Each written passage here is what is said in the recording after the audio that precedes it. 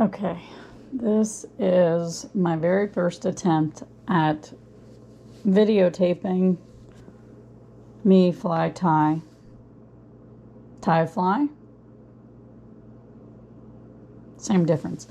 Anywho, I watched a lot of videos when I was looking at getting started and found that most people videotape themselves from facing the fly this way, and I would get a little confused. So I'm going to attempt to do this with my GoPro on my chest as a chest mount. I don't know if my hands are going to get in the way or not, but I have already put on a Orvis tactical barbless hook. Barbless because it's easier on the trout mouth and you don't have to smash the barb. It's a size 10. It's a jig hook. It's item number 1, P as in Peter, 2, A as in apple. And these are just, in my opinion, some generic, they are slotted tungsten beads. Tungsten for weight. Gold because it's blingy. Size 5, 30 seconds, or 3.8 millimeters, and it's a gold. These that I tie are, I guess, my version of a Frenchie. It is a jig nymph. It goes down. My experience is in some of the waters that I fish are down deeper. This goes down quick. I have fished this successfully in at least 5 states. I have caught anything from a bass to a brookie trout to perch endlessly in Idaho on this particular fly.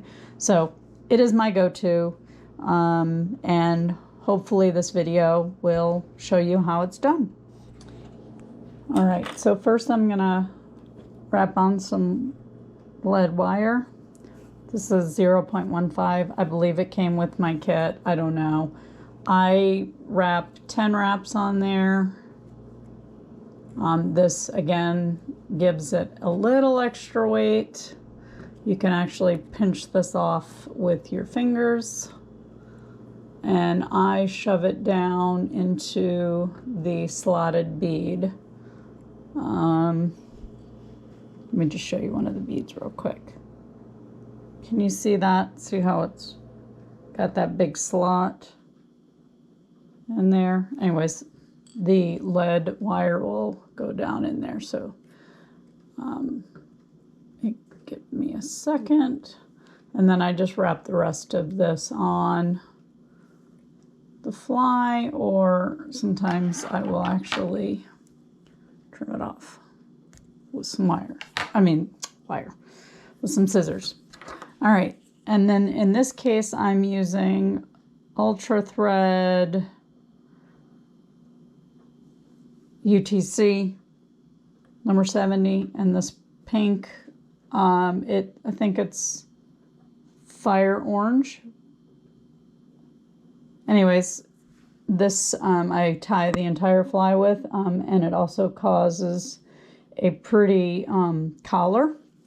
And I think that tends to be where the Frenchie part comes in. So I start and I wrap my wire into the lead wire to start building up the body. And then I will trim off this extra thread. And right now, pretty much I just build up the body. I am no expert.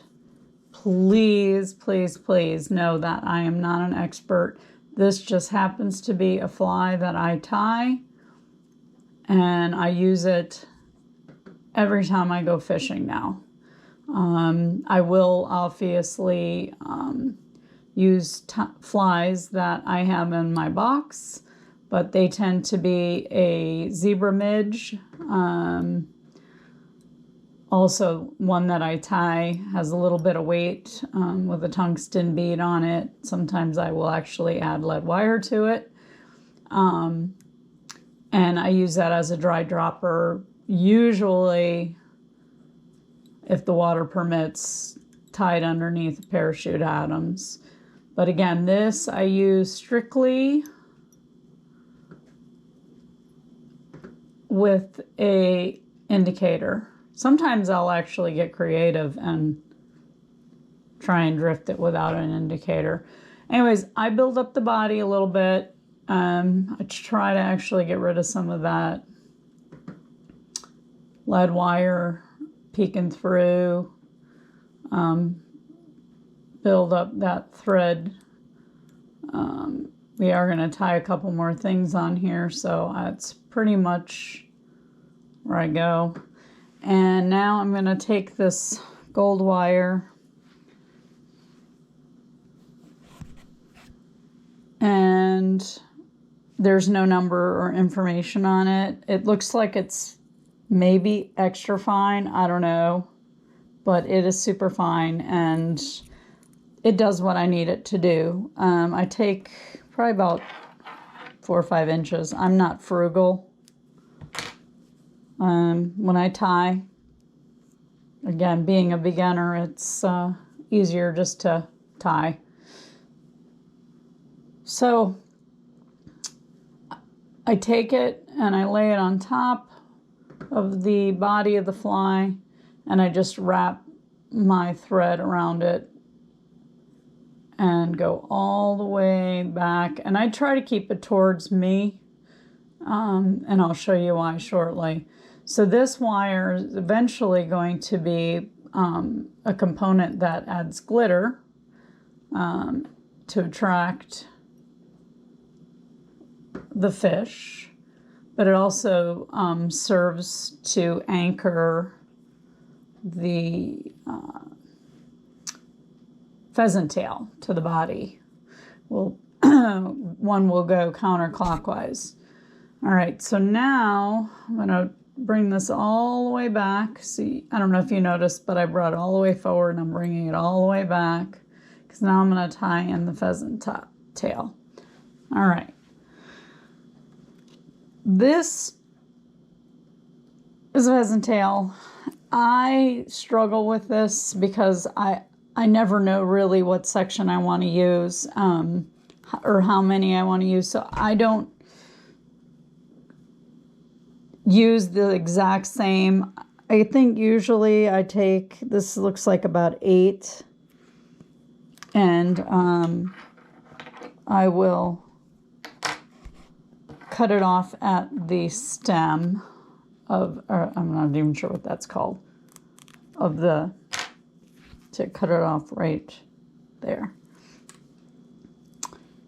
And I just hold it together.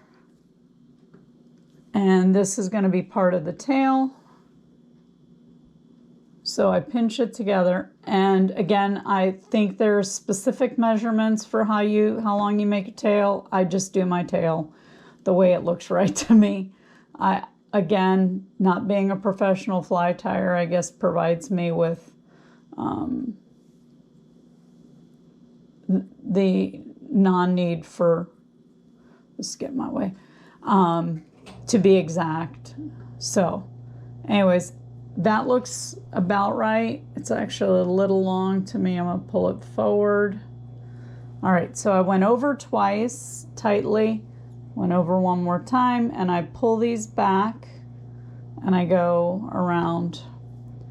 Okay, the body looks a little thin still, so I'm gonna kind of go up again just right here in the middle.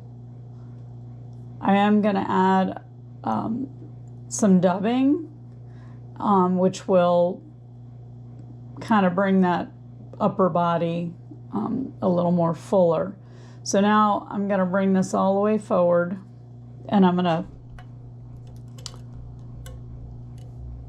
rest it over that. It's out of my way. So this is the part that I said this wire will eventually anchor the pheasant tail. You're going to wrap it around. I do the best I can to wrap around some of that pink back there. I don't think it matters.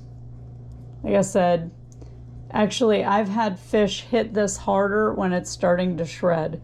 So the pheasant tail, I pull it and I go backwards. When I get ready with the wire, I'm going to go forward so it will anchor it. All right, so you already see I'm having a problem here. This is a hard part for me. So I try to keep them flush as I wrap, so they'll kind of build up as I go up. I try not to do it too tight. If you do it too many times, they will break. So I try to, as you can see, it hopefully it starts to build up towards when you get towards the front. All right, now this for me again is tricky. So I take my thread, and now I kind of go back towards where that is, and I take my thread and I reach up and I grab that because I want to kind of tie that off. You can wrap them in there a little bit. It's not a big deal. Again, maybe it is, but I'm not a professional fly tyer, so I'm just tying for you how I normally tie, and I trim off that those extra little things that got away from me. Remember I said I was wrapping around this way. Now, so with this, I'm going to wrap the opposite direction, and I start at the base, and I'm going to put that back out of my way again. Back, I'm just going to go once around that pink hot spot back there in the back, and just kind of do this in a concentric, I think that's the right word,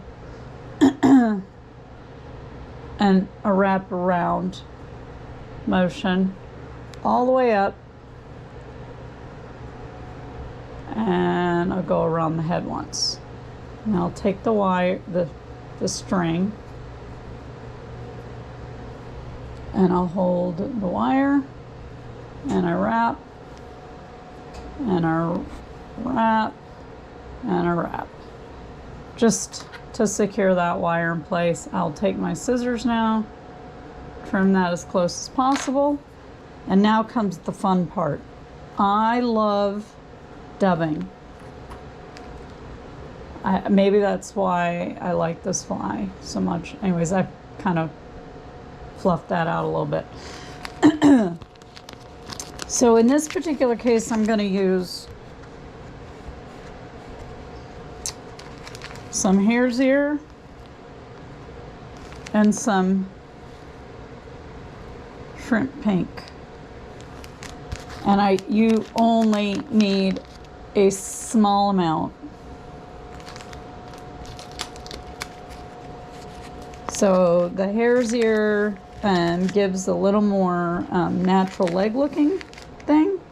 Natural legs, bug leg looking. Because remember, we're trying to make it look like a bug, something a fish would eat. So this is how much. I don't know if you can see that. It's literally a pinch of both, and I just kind of work it together. Actually, I think I want a little more hare's ear, a little less bling. But anyway, so the synthetic is a little harder to wrap around your thread. So I try to just kind of get it in an even bunch of threads, and you're going to actually put it on there. But in order to do so, you have to lick your fingers. They do sell wax or some other product. I don't have it. This I've ended up being able to do. And you just work it in one direction. And I can already tell you this is going to be too much, but try to thin it out because I see that I've got it a little bulky. So down here, I'm going to take this little part off down here. I can tell. All right, so once you get, they call it a noodle. Once you get that on there, you're going to take it and wrap it. I tend to wrap, I guess, not tight, but not loose. But I go all the way back to where the pheasant tail ended and make a body. So I would say that looks about right. So there's a little extra, I'm gonna pull that off. And there's some scraggly hairs. I don't know if you can see that, but that's gonna come to our aid. And then I just wrap several times. I'm not even gonna tell you how many, until I get a nice hot spot. I don't know who came up with the name, and so I think I wrapped it a little too tight. So I'm just gonna loosen it up a little bit. My fingernail. This is, you finish it with a whip stitch. I am not going to show you how to do this. This is something you're going to have to figure out on your own. I still struggle with these, but I'm getting better. I do 5 because that just adds to the hot spot. So there's that, learning that whip stitch is a whole other deal. And I trim that off. And technically, that's it. I am going to add, I'm running almost out of glue, but I'm going to put a drop, whoops. I'm going to run glue there. And I'm going to run glue underneath. And then I'm going to look at it with my magnifying glasses, and it's really probably extremely hard to see, but there are some extra long, and these are from the hare's ear, extra long. And but the smaller ones that stick out, I'm going to leave because when they hit the water for the fish, it tends to look like,